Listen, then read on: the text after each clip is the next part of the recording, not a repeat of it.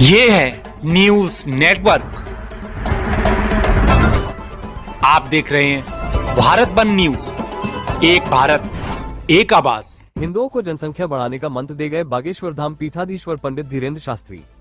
बांदा बागेश्वर धाम पीठाधीश्वर ने बालाजी सरकार हनुमान जी को बताया मल्टी टैलेंटेड भगवान। संपूर्ण भारत में वैदिक शिक्षा व गुरुकुलम खोलने के लिए भारत सरकार का किया आह्वान। बांदा, जहां एक और भारत सरकार जनसंख्या नियंत्रण के लिए तमाम प्रयास कर रही है, वहीं बागेश्वर धाम पीठाधीश्वर पंडित धीरेन्द्र शास्त्री ने बांदा में पत्रकारों से बात करते हुए हिंदुओं को कम से कम 4 बच्चे पैदा करने का मंत्र दे गए। पंडित धीरेन्द्र शास्त्री ने जहां सरकार बच्चे 2 ही अच्छे का नारा बुलंद कर रही है, वहीं दूसरे धर्मों के लोग 7-7 बच्चे पैदा करके अपनी जनसंख्या बढ़ाने में जुटे हैं। उन्होंने हिंदू समाज को कम से कम 4 बच्चे पैदा करने और हिंदुओं की जनसंख्या बढ़ाने का आह्वान किया। कहा कि जब तक हिंदू समाज के बच्चों को वेद का ज्ञान नहीं पढ़ाया जाएगा, तब तक हिंदुओं के बच्चे नावेद और जावेद बनते रहेंगे। उन्होंने एक सवाल के जवाब में कहा कि जिसे हिंदू या हिंदुत्व से परहेज हो, वो उनकी कथा या किसी भी धार्मिक आयोजन में शामिल न हो। बागेश्वर धाम पीठाधीश्वर पंडित धीरेन्द्र कृष्ण शास्त्री ने बालाजी सरकार हनुमान जी को मल्टी टैलेंटेड भगवान की संज्ञा दी। कहा कि हनुमान जी की कृपा से जनमानस में सनातन धर्म के प्रति जन जागृति आएगी और जीवन को सरल व सहज बनाकर भगवान को प्राप्त किया जा सकता है। उन्होंने स्पष्ट किया कि उनकी हनुमंत कथा का आयोजन चढ़ावा के लिए नहीं बल्कि सनातन धर्म के बढ़ावा के लिए किया जाता है। उन्होंने भारत सरकार को वैदिक शिक्षा का बढ़ावा देने के लिए गुरुकुल खोलने का आह्वान किया। शुक्रवार को तड़के करीब 3 बजे चित्रकूट से चलकर बांदा पहुंचे बागेश्वर धाम पीठाधीश्वर पंडित धीरेन्द्र कृष्ण शास्त्री ने शहर के होटल रामदा में पत्रकारों को संबोधित किया। बताया कि उन्होंने भगवान कामतानाथ की परिक्रमा व दर्शन करके भारत को हिंदू राष्ट्र बनाने की प्रार्थना की है और एक दिन उनकी प्रार्थना अवश्य स्वीकार होगी। कहा कि आक्रांताओं ने सदियों तक भारत की शिक्षा व्यवस्था को छिन्न भिन्न करने का प्रयास किया, तभी स्कूलों में गसे गणेश के स्थान पर गधा पढ़ाया जाता है। उन्होंने बिगड़ती शिक्षा व्यवस्था पर चिंता व्यक्त करते हुए कहा कि सनातन को बचाने के लिए वैदिक शिक्षा की नितांत आवश्यकता है। बागेश्वर धाम पीठाधीश्वर ने वैदिक शिक्षा को बढ़ाने के लिए देश भर में गुरुकुल खोलने को भारत का आह्वान किया।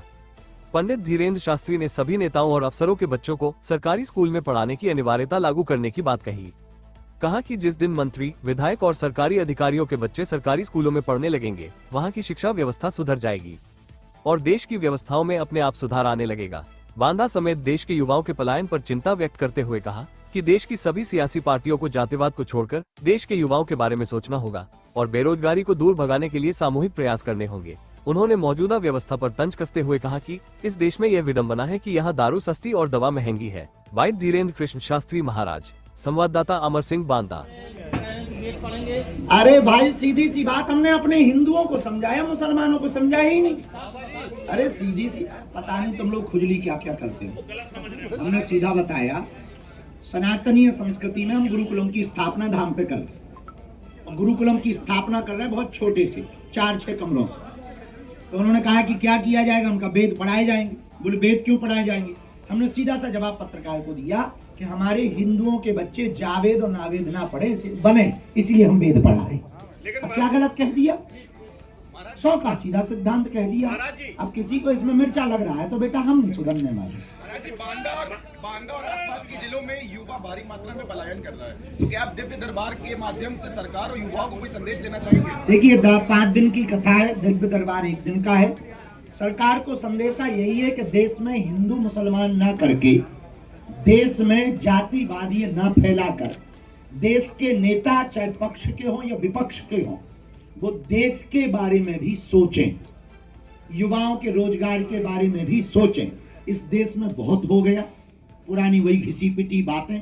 अब एक काम होना चाहिए, पक्ष और विपक्ष दोनों मिलकर इस देश की बेरोजगारी बंद करवावें। ये सबसे बड़ा देश का मुद्दा है। लेकिन विचित्र बात यह है, इस देश में दारू सस्ती है, दवा महंगी है। इस देश में शिक्षा इतनी कठिन है, हम तो कहेंगे सरकारी टीचर में, स्कूलों में क्या हालत है। नेताओं के बच्चे जब पढ़ेंगे तब इन्हें पता लगेगा। और हम एक बात कहना चाहेंगे, हर नेता को सरकारी स्कूल में बच्चों को पढ़ाना अनिवार्य कर देना चाहिए और हर टीचर के बच्चे उसी स्कूल में पढ़ें जिस स्कूल में वो टीचर हो। शिक्षा में भी सुधार होगा और उनके बच्चों में भी सुधार होगा। उनके बच्चे तो पढ़ते भैया हॉस्टल में। अपने बारे अगर आप ये वीडियो YouTube पर देख रहे हैं तो हमारा चैनल सब्सक्राइब कर लें और बेल आइकन का बटन दबाना ना भूलें। और अगर आप ये वीडियो Facebook पर देख रहे हैं तो हमारे पेज को लाइक जरूर करें।